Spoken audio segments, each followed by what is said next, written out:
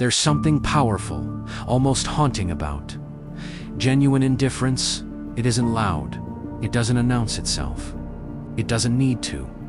Because nothing rattles insecure people more than realizing they can't control your emotions anymore. The moment you stop reacting, the entire game changes. The same words that once triggered you fall flat. The same manipulation that used to pull you in suddenly feels irrelevant. And that silence, that calm, detached silence, becomes the loudest statement you'll ever make. Indifference isn't coldness, it's clarity. It's the moment your nervous system finally stops fighting battles that don't matter. The person who once could ruin your mood with a look or a sentence loses their power. Not because they've changed, but because you have. Then to someone who feeds on attention. That shift is intolerable. When you don't respond to their chaos, you destroy their control. And for manipulative or emotionally dependent people, control is oxygen. Psychologically, this reaction traces back to something called narcissistic supply. Certain personalities, especially those rooted in insecurity, need emotional validation like an addiction. Your laughter, your anger, your tears, they're all proof that they matter. Every reaction you give tells them they still have influence. So when you withdraw that attention, when you stop playing the role they assigned you, you cut off their emotional supply. And withdrawal always leads to rage. That's why indifference drives them crazy. It exposes how powerless they truly are. The moment you stop caring, you take away the stage. They can yell, guilt trip, play victim, but your silence forces them to face the one truth they can't handle, that your peace no longer depends on their behavior. But it goes deeper than ego. Indifference challenges people at a psychological level because it dismantles their attachment structure. Many toxic dynamics, empaths and manipulators are built on emotional reciprocity. You react, they feel alive. You chase, they feel desired. You cry, they feel important. When you stop participating, they lose that mirror. They can't see themselves without your reflection. And the fear of irrelevance sets in. That's why they call you cold, heartless, selfish. They'll try to provoke emotion just to prove they still exist in your world, because your detachment feels like abandonment. It threatens their identity as the one who could always make you care. In truth, they never wanted love. They wanted control, disguised as connection. Psychologists call this reactive dependency. It's when one person's sense of self becomes entirely dependent on another person's emotional responses. The manipulator pushes buttons, not for communication, but for confirmation. They don't want understanding. They want proof that they still matter. So when you go silent, when you choose peace over participation, it's not indifference. They're fighting its extinction. But indifference isn't numbness. It's emotional mastery. It's when you've finally processed enough pain to understand that some people aren't meant to be fixed, argued with, or understood. They're meant to be observed, then released. True indifference doesn't come from suppression. It comes from healing. It's the peace that follows detachment, not the emptiness that comes from avoidance. You see, when you stop reacting, it's not that you don't feel anymore, it's that you feel differently. You no longer need validation to confirm your worth. You stop seeking closure from people committed to misunderstanding you. You no longer try to explain your side to someone who only listens to manipulate. That shift is spiritual. It's psychological freedom disguised as silence.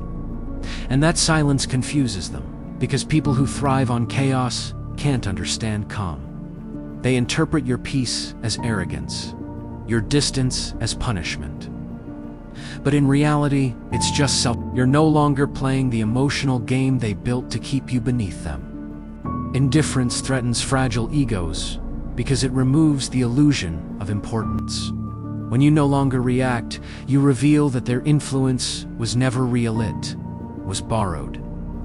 Their power existed only through your participation. Once you reclaim your emotional autonomy, the dynamic collapses. You stop being the fuel, and they're left alone with their emptiness. That emptiness is unbearable for those who depend on attention to feel alive. It triggers something psychologists call ego death anxiety. It's the terror of being irrelevant, unseen, forgotten. Most people spend their lives running from that feeling. That's why they chase drama, stir conflict, gossip. They'd rather be hated than ignored. Indifference forces them to face that inner void. And when you stop feeding it, they're left screaming into silence. But here's the deeper layer. True indifference can't be faked. Pretending not to care is still a reaction. Real detachment doesn't require effort. It's the absence of emotional obligation. It's when you genuinely no longer need to prove anything, defend anything, or win anything. That kind of stillness can't be acted, it's earned through self-awareness, and self-awareness is exactly what threatens the insecure. Because when you stop living reactively, you start living consciously. You no longer dance to the rhythm of other people's projections. You create your own. You stop asking, "Why don't they like me?" and start asking, "Why do I need them too?" That's the turning point where your peace stops being negotiable. They will call it ego. They will call it detachment. But what they're really witnessing is emotional evolution. Because once you learn to stop caring about the wrong things, you finally have space to care about the right ones: your sanity, your purpose, your growth. You start realizing that not every battle deserves your energy, and not every connection deserves your access. That's why indifference isn't cruelty, it's protection. It's how you reclaim the energy you once wasted trying to be understood by people committed to misunderstanding you. You stop fighting for validation and start living in self-respect. And that transformation, two people still addicted to emotional chaos, looks like betrayal. Because when you stop caring, you stop being predictable. And unpredictability terrifies manipulators. They can't guilt you, they can't shame you, they can't lure you back into old cycles. Your peace becomes your rebellion. There's something paradoxical about indifference. It looks effortless, but it's born from pain. No one becomes indifferent overnight. It's the byproduct of exhaustion, of giving too much for too long. It's the quiet realization that reacting doesn't change anything. It just drains you. That's what makes it so powerful. Because when you finally reach that place, it means your nervous system has stopped waiting for closure that was never coming. Indifference doesn't mean you've stopped feeling. It means you've stopped negotiating your peace. You've reached emotional equilibrium, a state where their chaos no longer has access to your inner world. And to people who thrive on control, that's unbearable. Because your calm is their chaos. Your silence becomes a mirror that reflects everything they've been trying to hide from themselves. It shows them the truth they've been running from. They don't matter as much as they thought they did. Psychologically, indifference strips away the illusion of power that manipulative people rely on. Every toxic dynamic is a transaction of energy. One person gives, the other takes. But indifference ends the exchange. It tells them, without words, "I'm done paying attention to what doesn't serve me." And that message is more devastating than any confrontation could ever be. Because confrontation still gives them relevance. Silence erases it. To understand why indifference drives people crazy, you have to understand emotional conditioning. Many people, consciously or not, train others through reaction. They learn what triggers you, what melts you, what makes you chase. They build entire strategies around your empathy. So when you stop responding, you dismantle the emotional framework they've built to control you. You break their conditioning, and that loss of predictability makes them panic. That panic looks like anger. It looks like guilt trips, silent treatments, dramatic confessions. They'll accuse you of being cold, distant, unloving. They'll do anything to pull you back into the cycle, because the cycle gives them purpose. But what they don't realize is that your indifference, isn't about punishment, it's about survival. You've learned that peace isn't found in pleasing others. It's found in not betraying yourself. There's also a deeper neurological layer to this. When someone is addicted to emotional chaos, they experience a kind of psychological withdrawal when peace enters the picture. The brain craves stimulation, even toxic stimulation, because it's familiar. So when you stop engaging in drama, they feel it as loss. It's not love they're missing, it's the adrenaline of dysfunction. And since they can't admit that, they project it as blame. You've changed. You don't care anymore.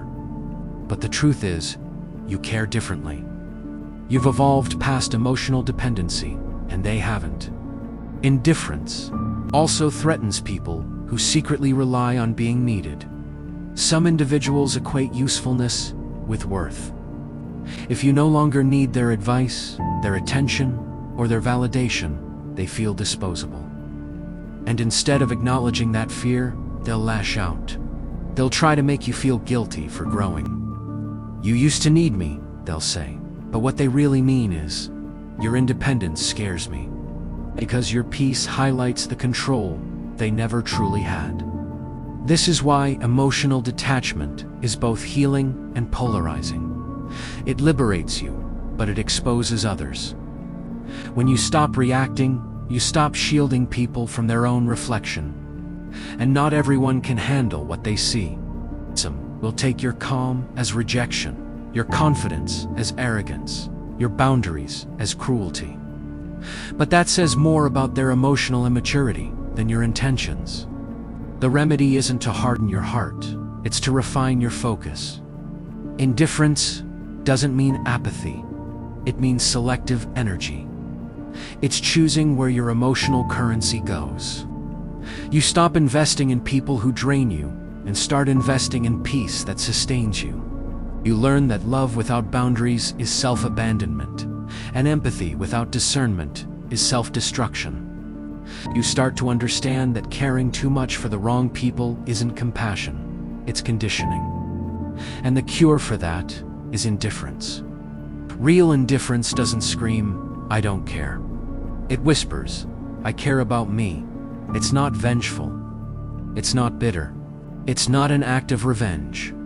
It's the quiet art of detaching from chaos with grace. You start to see how unnecessary most of your past reactions were. How many arguments, explanations, and emotional breakdowns could have been avoided by simply walking away. You stop needing closure because you realize that closure is just another form of control, another way of asking someone else to validate your peace. But peace doesn't come from them, it comes from choosing yourself. And here's the irony. Once you stop caring, the very people who accused you of being too much start craving your attention. Your absence becomes the punishment they never expected, because they finally realize that your energy was the best part of their life, and now it's gone. That's the psychology of karmic balance. When you give from wholeness, your presence heals. But when you give from wounds, your energy becomes their drug. The day you stop supplying it, they go into withdrawal. That's why indifference drives them mad. Not because you hate them, but because they can't feel superior anymore. You're no longer the reactive, predictable version of yourself they could manipulate. You're calm, focused, grounded. You've become what psychologists call internally. Referenced, guided by your own compass, not external approval. That level of self-possession is rare. And to those still living in emotional chaos, it looks like power, because it is. Indifference doesn't mean you've stopped caring about humanity. It means you've stopped participating in your own exploitation. you no longer chase. Apologies, you no longer explain your worth. And you no longer beg to be seen.